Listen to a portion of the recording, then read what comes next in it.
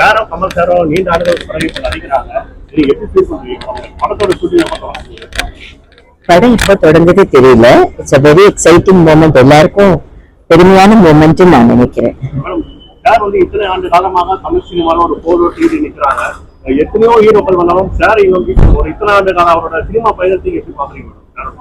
கடவுளோட கிரேஸ், மக்களோட அன்பு, அவருடைய கடினமான உழைப்பு, இதுதான் நான் ரொம்ப பெருமையா நினைக்கிறேன். Thank you so much. ஒரே ஒரு கேள்வி, சார் வந்து அரசியல் கட்சி ஆரம்பிச்சாங்க. அப்போது திமுக ஒரு அரசியல்னால்தான் சார் வந்து அரசியல் கட்சி வெளியே போட்டாங்க. No comments.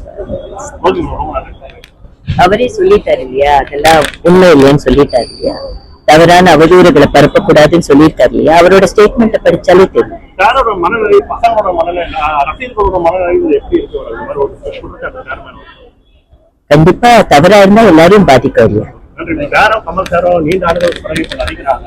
நீங்க எப்படி ஃபீல் பண்றீங்க? படத்தோட ஷூட்டிங் படம் இப்ப தொடங்குதே தெரியல. It's a very exciting moment. எல்லாருக்கும் பெருமையான மூமெண்ட் நான் நினைக்கிறேன். சார் வந்து இத்தனை ஆண்டு காலமாக தமிழ் சினிமாவில் ஒரு போலோ டிவி நிற்கிறாங்க. எத்தனையோ ஹீரோக்கள் வந்தாலும் சார் ஒரு இத்தனை ஆண்டு காலம் அவரோட சினிமா பயணத்தை எப்படி பாக்குறீங்க? கடவுளோட கிரேஸ், மக்களோட அன்பு, அவருடைய கடினமான உழைப்பு, இதுதான் நான் ரொம்ப பெருமையா நினைக்கிறேன். Thank you so much. ஒரே ஒரு கேள்வி, சார் வந்து அரசியல் கட்சி ஆரம்பிச்சாங்க. அப்போது திமுக ஒரு அரசியல்னால்தான் சார் வந்து அரசியல் கட்சி வெளியே போட்டாங்க. No comments. அவரே சொல்லிட்டாரு இல்லையா, அதெல்லாம் உண்மை இல்லைன்னு சொல்லிட்டாரு இல்லையா, தவறான அவதூறுகளை பரப்பக்கூடாதுன்னு சொல்லியிருக்காரு இல்லையா, அவரோட ஸ்டேட்மெண்ட்டை படிச்சாலே தெரியும். சாரோட மனநிலை, பசங்களோட மனநிலை, ரசிகர்களோட மனநிலை எப்படி இருக்கு?